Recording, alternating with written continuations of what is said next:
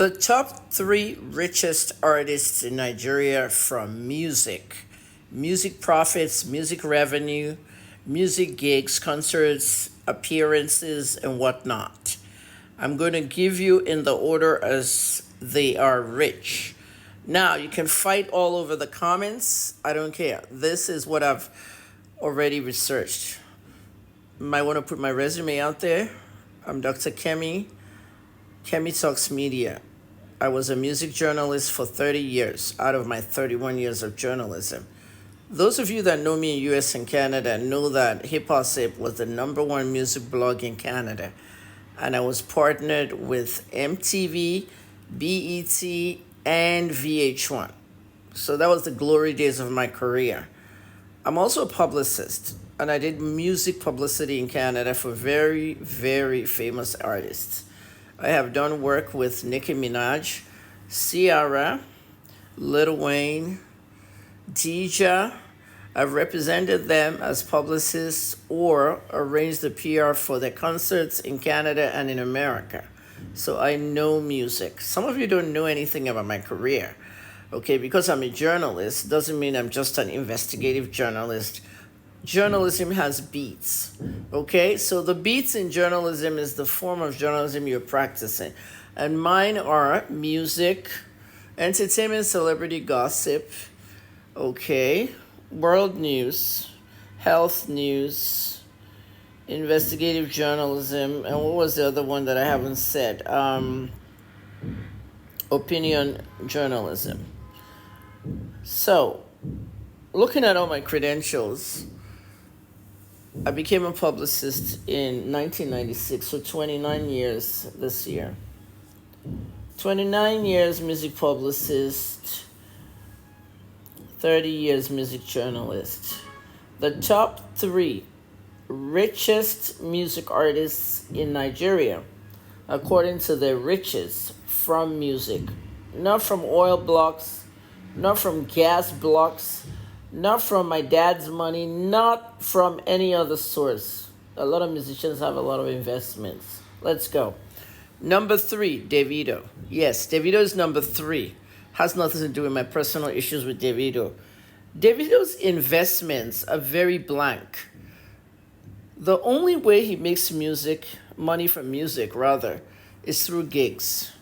When Davido does a concert for Dirty December, or any of these little concerts he has all over the world, O2 here, Madison Garden there, let's see, award show here and there, those are his only income per se. But when he gets bigger gigs, like performing at an event for CNN or for a football corporation, FIFA, or any of those, World Cup, then the gig becomes more. It's actually equaling the gigs that Davido gets at places like Access Bank, GT Bank, UBA, all these banks having their Christmas party gigs. You know, they're averaging those amounts. I'm not going to give you any exact amount here. I'm just telling you what I've researched, okay? Number two, richest artist in Nigeria through riches and money. And we're talking about dollars here. I can't deal with Naira after I've hit $1 million. The number two is Burna Boy. Burna's gigs are very lucrative because he's in the foreign arena now. So everything's being paid in foreign currency. But Burna has more investments than Davido. If I have to ask Burna, where are your houses? Your house in London, your house in America, your house in Nigeria, investments, things that have value. That's Burna. Cars don't have value when they've burnt or something has happened. Burna has some really expensive rides. So does Davido. But when it comes to investments, for example, Davido lives on endorsements here and there. Sometimes endorsements are not really investments. Burna owns a weed brand, okay? I'm not a friend of weed, but I'm just telling you, he has a marijuana brand that sells very well in the US. You know, when you start crossing to the US now, marijuana becomes like legal in some states, medicinal in others, recreational in others. He has a marijuana brand over there. Merch. Do these guys do merch? Not as much as the American rappers. Merchandise. Does Burna have a clothing line? Not particularly yet. But he also has other brands and deals as well with companies here and there. Looking at the assets totaling, it's a lot. He's worth more than Davido in any ramification. What Davido needs to do is to stay out of controversy and invest more in a brand. You know what I mean? Instead of doing more endorsement. OBO needs to invest more. Okay, look at me, I'm retiring now. If I hit America to visit my son, and I just decide that, let me go see some of these merch companies, and I say, look, I need you to make an energy drink with an orange flavor that my fans can drink, but it wouldn't have guarine in it so that nobody will have heart problems or any racing of their blood pressure medicine. A nice energy drink that will, perk them up in the morning with orange flavor, and put on their Kemi Talks energy. Okay? If Davido does the same, Davido energy drink, who will sell the most on the first day of launch? Kemi Talks energy drink or Davido energy drink? I mean, let's face it, Davido will sell faster than me because of his brand. But Davido has not thought about that. He needs to get more investments in branding. Something that when you die, that's what they call investment. When you die, your children can take over and the money will keep rolling in. Not cars and all this useless stuff and Davido being in the news all the time for baby mama stuff. No, invest something. An ordinary damn t-shirt. You know what we say with Beyonce? Beyonce can sell an empty CD. Remember when Drake sang that song? If I give you a CD and I said, this is by Beyonce, would you not take it from me?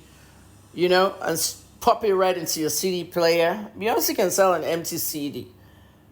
And I believe Davido can do that as well, if he brands himself well.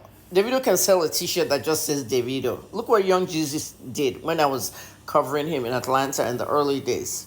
You know what I mean? If I put a t-shirt out now, Kemi Talks, everyone will buy it. So he needs more investment over there. Compared to Burna's investment, yeah. Davido is still number 3 up there. Burna has more investments. Number 1, you already guessed it.